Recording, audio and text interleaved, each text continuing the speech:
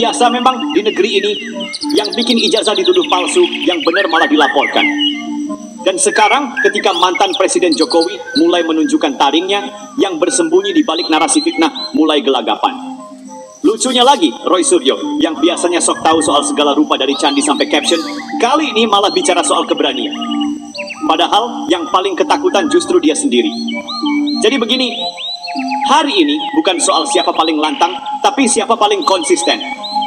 Dan Jokowi, mantan presiden yang selama ini diam, sabar, dan terus diserang dengan tudingan konyol, akhirnya melawan. Lewat jalur hukum, bukan jalur drama. Dan itu justru menunjukkan kelas. Bukan pencitraan murahan. Apa yang dilakukan Jokowi dengan melaporkan para penyebar hoaks ijazah palsu ke Polda Metro Jaya adalah sinyal yang jelas. Cukup sudah permainan kotor ini. Cukup sudah narasi busuk yang terus dipelihara. Dan cukup sudah para pengecut politik yang berlindung di balik akun anonim atau mikrofon media. Termasuk Roy Suryo. Roy ini kalau bicara soal berani, harusnya dia ngaca dulu. Karena berani itu bukan soal banyak bicara di Twitter. Berani itu bukan soal menantang mantan presiden seolah-olah dirinya bersih. Berani itu adalah menghadapi hukum dengan kepala tegak saat dipanggil, bukan sibuk cari panggung untuk menutupi ketakutan sendiri. Kita tahu narasi soal ijazah palsu Jokowi itu sudah dijadikan alat politik murahan sejak bertahun-tahun lalu. Sudah diuji di pengadilan, sudah dijelaskan berkali-kali oleh institusi resmi, tapi tetap saja dipelintir. Kenapa? Karena mereka tidak punya bahan lain. Karena satu-satunya cara menjatuhkan Jokowi adalah dengan membuatnya terlihat buruk di mata publik. Dan ini bukan sekadar soal ijazah. Ini tentang bagaimana musuh politik menggunakan stigmatisasi sistematis, untuk menjadikan Jokowi sebagai musuh bersama. Common enemy. Musuh bersama yang sengaja dibentuk, dipoles, disebarkan, supaya ada alasan untuk menyerang, supaya ada alasan untuk menggiring opini. Coba pikir. Jokowi disebut pengecut. Tapi siapa yang mundur dari debat? Siapa yang kabur saat ditantang buka data asli? Siapa yang menggonggong dari jauh tapi tiarap waktu diajak tabayun? Jokowi disebut pemecah anak bangsa. Tapi siapa yang terus-menerus menyulut sentimen sektarian, menyebar fitnah, dan menolak hasil demokrasi ketika kalah? Jokowi disebut tidak punya harga diri. Tapi siapa yang menjual akal sehat demi kekuasaan sesaat? Siapa yang mendadak agamis saat pemilu, lalu hilang arah ketika jabatan tak kunjung datang? Mereka tahu Jokowi punya simpati besar dari masyarakat. Dari rakyat biasa yang merasakan langsung pembangunan. Dari petani, nelayan, pedagang, sampai buruh. Bukan karena Jokowi sempurna, tapi karena dia nyata bekerja. Dan semakin dia diserang, semakin dia dihina, semakin rakyat tahu siapa yang panik. Dan ini yang tidak mereka perhitungkan. Semakin besar serangan terhadap Jokowi, semakin besar pula dukungan yang muncul. Bukan dari elit, tapi dari akar rumput. Dari mereka yang jenuh dengan politik kebencian. Dari mereka yang sudah muak dengan narasi hoaks yang diulang-ulang demi kepentingan pribadi. Kalau Roy Suryo dan kawan-kawan merasa punya bukti, silakan ke pengadilan. Jangan bersembunyi di balik retorika murahan. Karena saat Jokowi memilih jalur hukum, itu bukan karena takut. Tapi karena sudah terlalu lama dibiarkan, dan sekarang waktunya mengakhiri kebohongan. Dan kalau masih ada yang berani bilang ini soal nyali, mari kita tanya balik. Siapa yang gentar sekarang? Ini bukan soal suka atau tidak suka. Ini soal etika berpolitik. Ini soal tanggung jawab publik. Dan ini soal menjaga marwah demokrasi yang tidak boleh dikotori oleh kebohongan. Jadi narasi soal Jokowi pengecut, pemecah bangsa, tidak punya harga diri, itu semua bukan kritik, itu fitnah. Dan fitnah tidak pernah punya tempat dalam demokrasi yang sehat. Jokowi melawan bukan karena marah, tapi karena cukup sudah. Jokowi tidak hanya melaporkan, dia sedang memberi pelajaran. Pelajaran kepada mereka yang selama ini merasa kebal. Yang mengira, kalau bicara di media sosial seenaknya, pakai embel-embel kritikus atau pengamat, maka mereka bebas dari tanggung jawab hukum. Dan Roy Suryo, yang paling vokal soal ijazah Jokowi, sedang duduk di meja yang sama dengan konsekuensi. Bukannya klarifikasi, dia malah cari panggung. Malah menantang balik Jokowi seolah-olah dia punya pelindung. Padahal, sejujurnya, Roy tahu dia sedang dikejar waktu. Coba perhatikan baik-baik. Sejak laporan ini mencuat, ekspresi Roy berubah. Nada bicaranya lebih defensif. bahkan mulai lempar tanggung jawab, mulai pakai narasi kita hanya bertanya, ini demokrasi, jangan alergi kritik. Tapi maaf, itu bukan kritik, itu framing, itu manipulasi, itu fitnah. Dan negara ini sudah terlalu lama disandera oleh para penyebar fitnah yang bersembunyi di balik tameng demokrasi. Mereka yang merasa berhak membusukkan reputasi siapa saja asal berbeda pilihan politik. Yang dijadikan korban kali ini Jokowi. Tapi kita tahu, yang mereka incar sebenarnya adalah pengaruhnya. Pengaruh besar yang masih melekat kuat bahkan setelah tak lagi menjabat. Karena itu, fitnah ijazah palsu itu bukan cuma serangan ke pribadi Jokowi, tapi serangan terhadap akal sehat publik. Dan ketika akal sehat dilawan dengan fitnah, maka demokrasi kita masuk jalur tol menuju kehancuran. Coba tanya, siapa yang menikmati ketika fitnah seperti ini menyebar? Bukan rakyat, tapi segelintir elit politik yang sakit hati, yang tak sanggup bersaing secara sehat lalu memilih jalan kotor, yang masih merasa dendam karena gagal mengalahkan Jokowi di panggung yang sah, yakni pemilu. Dan mereka pakai siapa? Ya itu saja, Roy Suryo dan barisan sakit hati yang terus mencari celah menyerang. Tapi setiap kali mereka mencoba naik panggung, mereka lupa bahwa rakyat hari ini jauh lebih cerdas. Publik sekarang tak sebodoh yang mereka kira. Fitnah yang berulang justru membuat mereka kehilangan simpati. Dan Jokowi, semakin mereka serang, semakin banyak yang berdiri di belakangnya. Jokowi tidak membalas dengan kata-kata kasar, tidak menyerang pribadi, tidak pakai framing licik. Tapi ia memilih jalur hukum.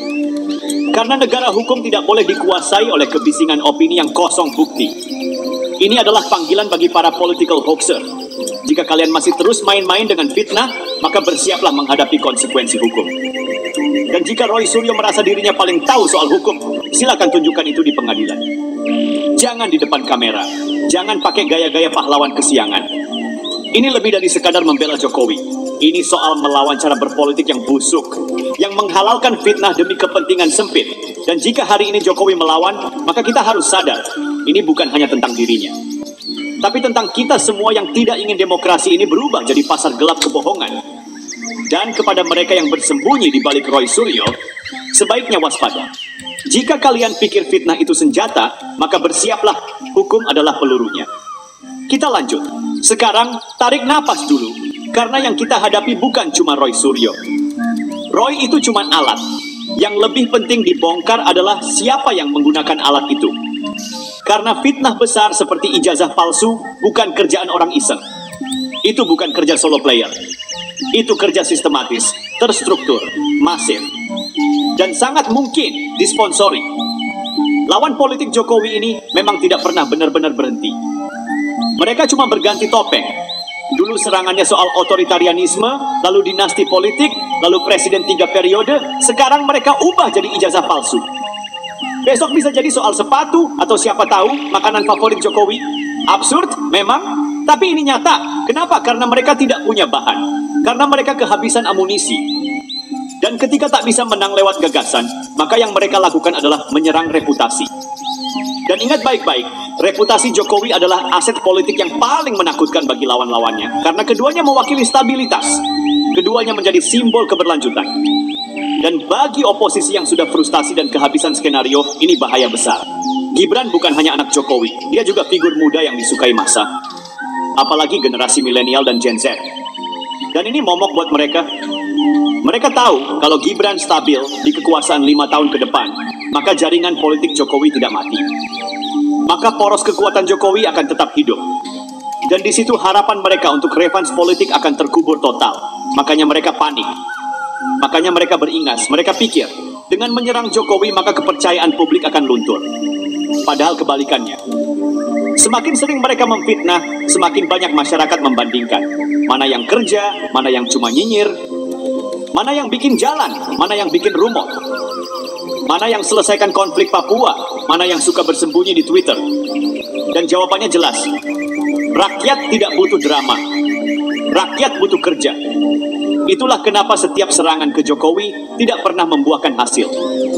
Karena narasi mereka kosong. Tidak disertai fakta. Hanya emosi. Hanya kebencian.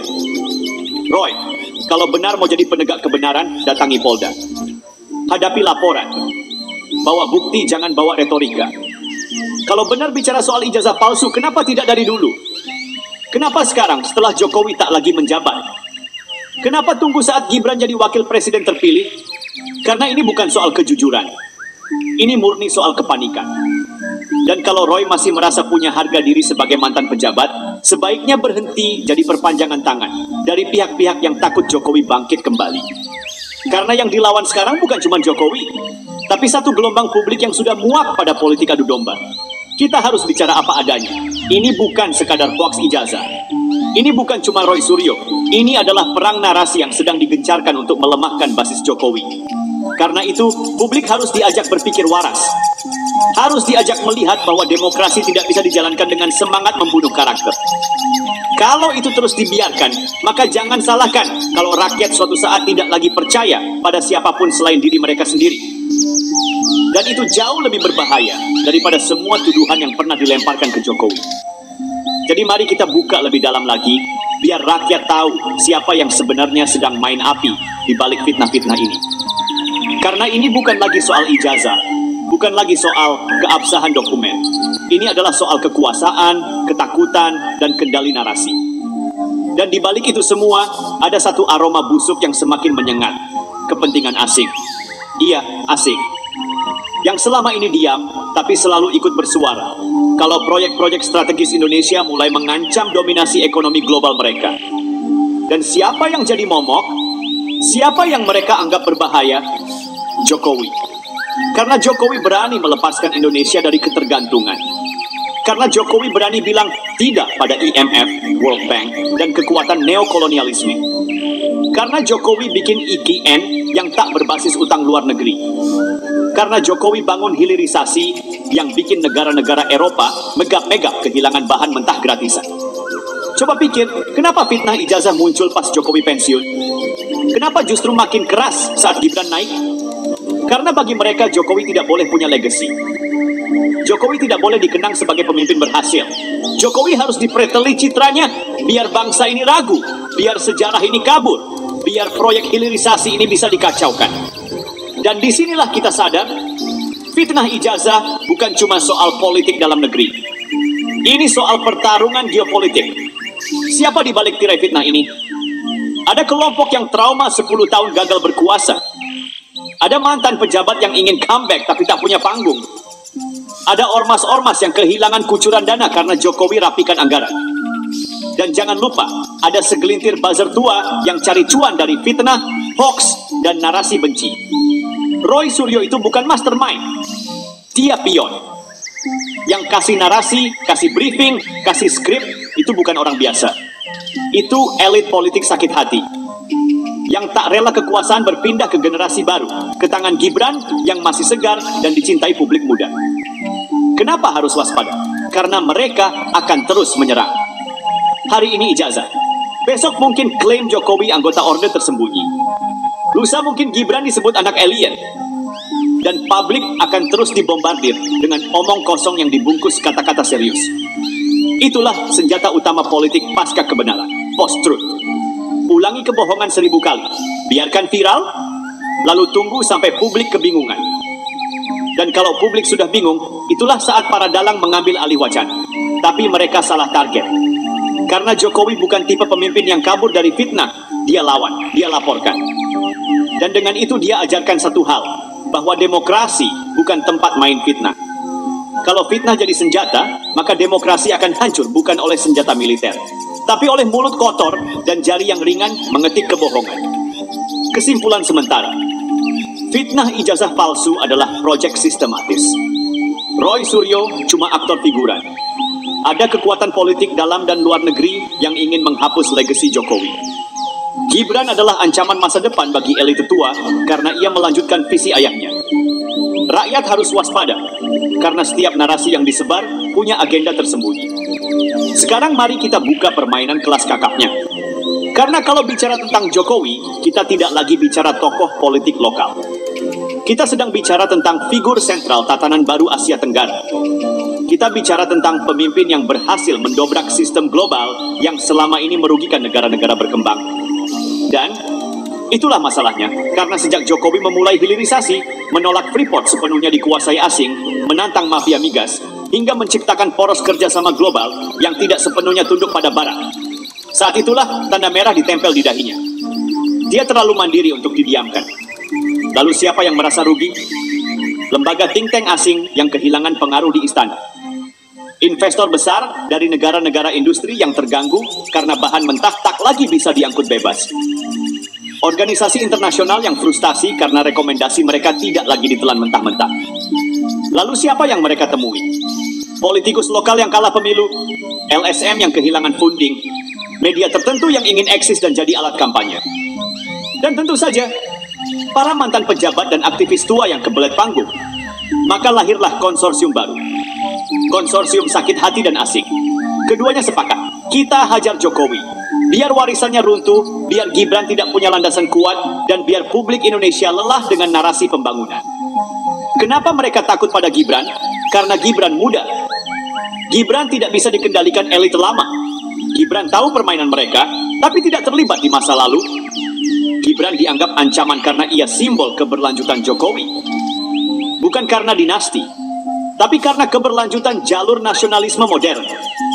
Kembali ke fitnah ijazah, kenapa mereka gunakan itu? Karena ini senjata yang paling sederhana dan murahan, tapi efektif untuk publik awam. Apalagi disebar di media sosial, pakai akun-akun palsu dan YouTube abal-abal. Padahal bukti hukumnya sudah jelas, ijazah itu sah dan sudah diverifikasi berulang kali oleh pihak kampus, pengadilan, bahkan KPU. Tapi mereka tetap putar ulang fitnahnya. Karena targetnya bukan membuktikan benar salah, targetnya adalah membangun keraguan. Dan kalau rakyat ragu, mereka berharap narasi besar tentang Jokowi sebagai pemimpin bersih akan runtuh. Sayangnya mereka salah besar. Semakin mereka menyerang, semakin rakyat paham. Semakin Roy Suryo dan gerombolannya teriak, semakin rakyat sadar. Ini bukan soal ijazah, ini soal politik busuk. Buktinya, lihat komentar rakyat di media sosial. Lihat gelombang dukungan di akar rumput. Lihat bagaimana mantan-mantan pejabat netral ikut bicara, membela dengan data. Jokowi hari ini bukan hanya pemimpin. Jokowi telah menjadi simbol dari kedaulatan politik nasional. Proyek fitnah ijazah adalah upaya sistematis untuk menghapus legasi Jokowi. Di balik itu ada dua kekuatan besar, elit lokal sakit hati dan kepentingan asing. Serangan terhadap Jokowi adalah sinyal ketakutan mereka terhadap kesinambungan visi nasionalis melalui Gibran. Gibran bukan hanya simbol generasi muda, tapi simbol penerus politik berdaulat. Dan rakyat tidak bodoh. Mereka tahu siapa yang sedang mencoba menjual negeri ini dengan narasi-narasi kotor. Sudah cukup kita jadi bangsa yang gampang digiring. Sudah cukup kita dijadikan pasar empuk untuk berita palsu, fitnah murahan, dan narasi-narasi penuh kebencian yang tidak berdasar. Karena kalau hari ini kita masih saja percaya pada tukang fitnah yang sudah kehabisan cara, besok bangsa ini bukan maju, tapi hancur pelan-pelan dari dalam. Dan ingat satu hal, mereka tidak ingin kita pintar. Mereka tidak ingin rakyat Indonesia bisa memilah mana fakta, mana opini. Mereka ingin kita saling curiga, saling benci, dan akhirnya lupa bahwa kita satu bangsa. Mereka ingin kita benci Jokowi, bukan karena Jokowi salah, tapi karena mereka takut Jokowi benar. Dan karena mereka tidak bisa menghentikan pembangunan, maka yang mereka serang adalah karakter. Tapi hari ini, yang terjadi justru sebaliknya. Semakin mereka menyerang, semakin rakyat melek. Semakin mereka menyebar hoaks, semakin rakyat cerdas memilah berita. Semakin mereka mencaci, semakin kita sadar siapa yang betul-betul bekerja dan siapa yang hanya bisa berisik. Rakyat Indonesia tidak selemah yang mereka kira. Rakyat Indonesia tidak sebodoh yang mereka anggap. Dan Jokowi bukan sekadar mantan presiden. Ia simbol, ia pelajaran, ia pengingat bahwa pemimpin itu bukan yang paling pandai bicara, tapi yang paling konsisten bekerja. Karena itu pesan terakhir ini untuk kita semua. Cerdaslah menyerap informasi. Jangan mudah terpancing, jangan jadi corong kebencian. Tanyakan ulang, apa benar ini fakta? Siapa yang menyebarkannya? Apa tujuannya?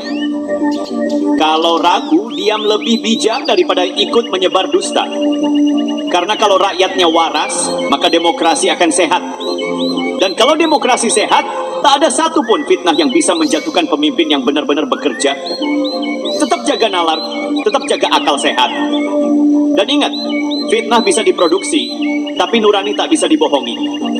Salam untuk rakyat Indonesia yang makin cerdas, makin kuat, dan makin sadar. Karena inilah modal kita melangkah ke masa depan yang lebih terang. Indonesia maju bukan karena orang teriak paling kencang, tapi karena orang yang mau bekerja dalam diam.